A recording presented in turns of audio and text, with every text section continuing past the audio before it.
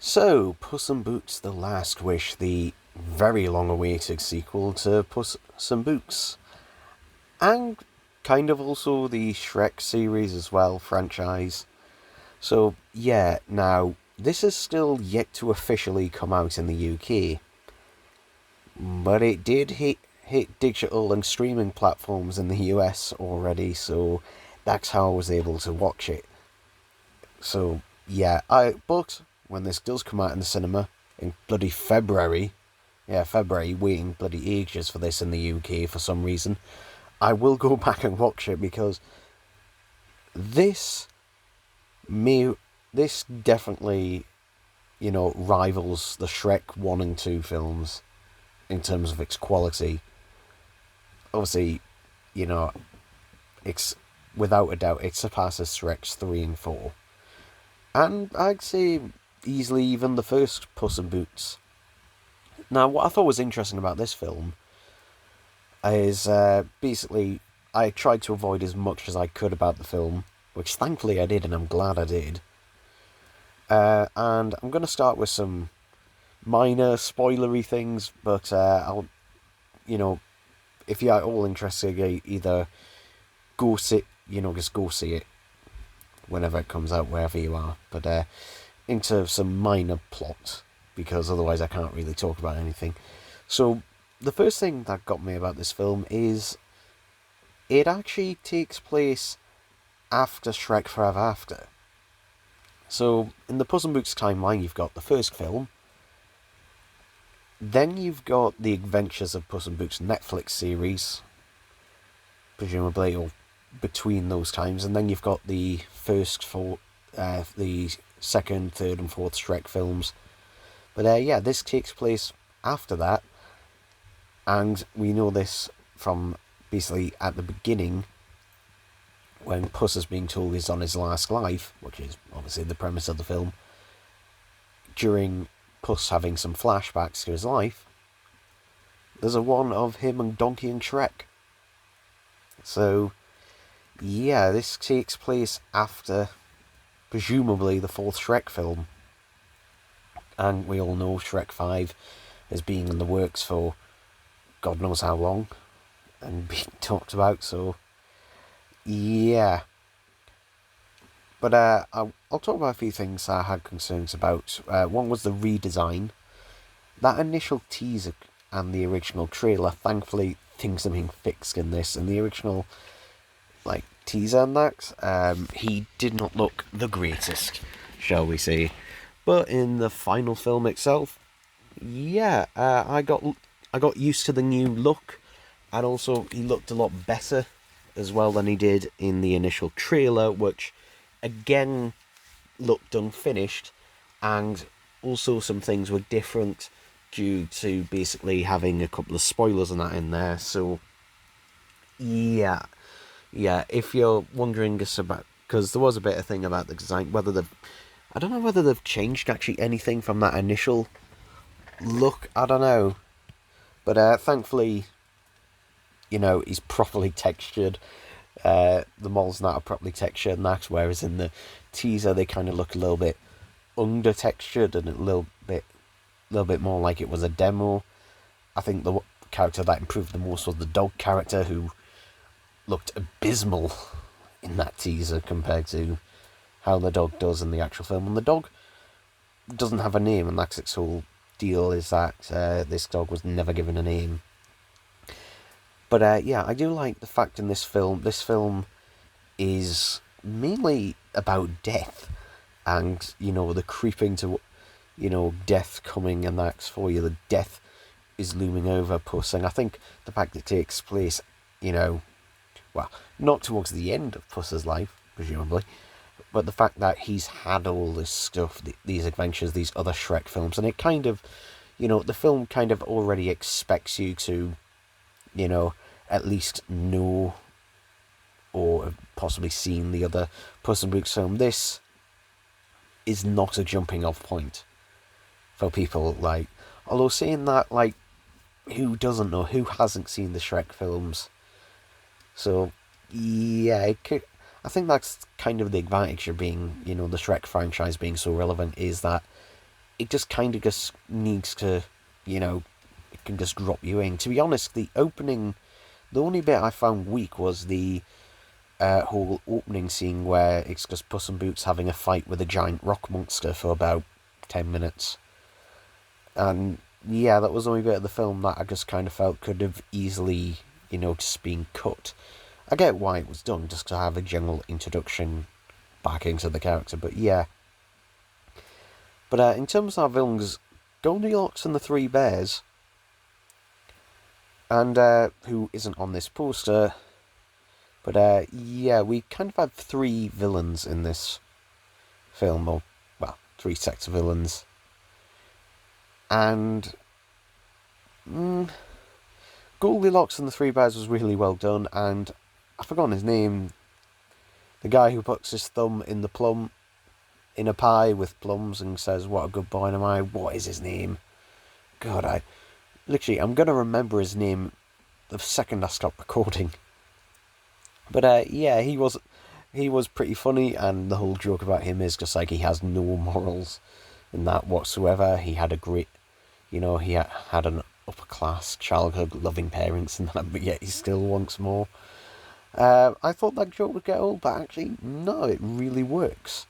Now, this film also clearly has taken some inspiration in ways from the other, for example, some of the stylistically things about this. I can tell that, for example, if you watched DreamWorks The Bad Guys, you will see, similar sort of stylistic decisions in this. But also, it's clearly taken some stylistic decisions from Spider-Man into the Spider-Verse, and also, at times, even the Kung Fu Panda films when it comes to certain fight scenes and that. And yeah, sometimes it can be a little bit jarring to suddenly, be going from smooth 24 frames a second and then suddenly whacked 12, but because they're trying to make it, look, I guess, stop motion. I don't know what they're trying to do, but yeah, it works in place and it does look, again, fantastic. They make the most, particularly out of lighting and that in this film. It's, for example, during bits in the dark works, the general layers and that of lighting and that are in there. It's not just, a blue garbled there in this, I guess. If that makes any sense. Can you tell I'm recording this at 1:45 in the morning? Yeah. But yeah, the way Puss, deals with the grief, and the fact that if you have seen all of the other Puss in Boots stuff, then, the Netflix series, his first standalone film, and the Shrek films, this film kind of shows, how he has grown as a character and how he grows as a character. There's a nice scene where he gets to see his other past lives and he calls them all jerks. And it shows, like, the progression of him, sort of moving on, progressing the character, and the fact that he goes through a full, proper, character arc and not one where we could see where it was going. In this, well, I guess you kind of could, but, one where it is pushed forward in that regard. But yeah, so I'm going to talk about spoilery stuff for now. So, spoiler stuff in 3, 2, 1. You've had your warning. So yeah, so the wolf character who you've seen in the promotional images is not just a bounty hunter. He is literally death. I don't know why in that poster he's got purple eyes, because he's got red eyes throughout the whole film. But yeah, death is literally after Puss in Boots throughout the film. And yeah, seeing Puss actually fear, because it's not something you see very often. It is fear.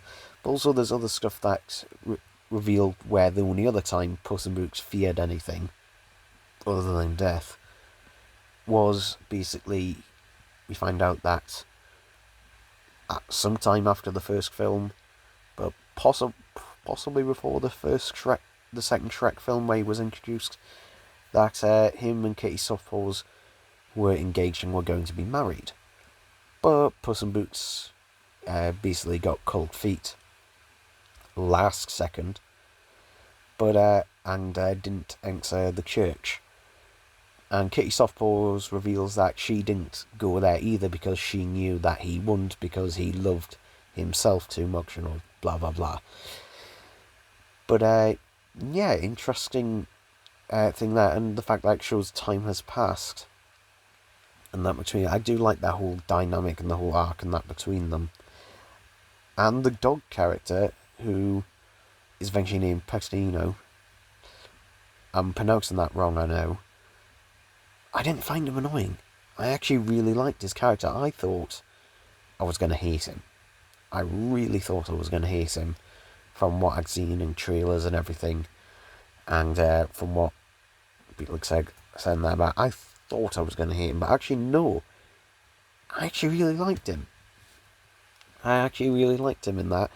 And they got it to the point where, you know, they struck just the right balance in not making him the too sweet and too, you know, sweet, cute, cuddly thing, but also not in the other direction. It just was the perfect amount.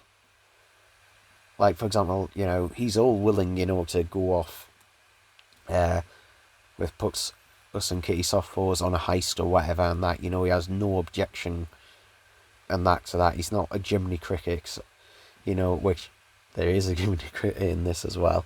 But yeah, I did really like that. And also, the final pre-credit scene, which is a massive teaser for, obviously, Shrek 5, or whatever it ends up being called, because Puss is shown sailing a ship with Kitty Softpaws and that too far away. And he mentions going on new adventures and meeting old friends. So yeah, it's basically a teaser for Shrek 5. And yeah, this film was clearly, you know, a test the waters type film. And also, most likely, this one was also probably in the furthest development. I'm hoping there probably won't, but I'm hoping there'll be a documentary or something made. Because this film has been in production hell for, again, about a decade at least, or something like that. This film has just been stuck in production hell. I can't remember when it was originally meant to come out. I think it was something like 2014, maybe? Or something like that. But yeah, it's just been stuck in production hell and that until now. So I'm interested to see how it originally came out as, but yeah, I do like the fact that it tried to also not cop out too much and that with the ending cop out. And I like the fact that we've got, you know, 3 sets of villains, and that one is Death, and, you know, Puss admits that he can never beat Death, and Death in the end decides Puss is, you know, not an arrogant sod and decides to just leave him, and, you know, he'll die one day of his own accord, so they will meet again. Because I do like the fact that, yeah, Puss cannot beat Death. No one can beat Death. It's just an inevitability. So, yeah, I could see it going that way and that, but I did like that they did choose that, because I would have felt it would have seemed a bit if Puss could have beat Death, like in the fight. But yeah, in terms of Goldilocks and the Three Bears, I quite like their little story arc, because, you know, they're never shown as evil. They're basically just shown to basically have the same sort, as slightly less moral compass than Puss, but, you know, they don't go out to maliciously and that. They'll steal things and that and do a job on that, but, you know, they're not malicious or anything like that. But yeah, I've kind of rambled on, and I don't know if I've actually made a point here, but I really enjoyed this film. I did really enjoy it. So regardless, just, yeah, there we go.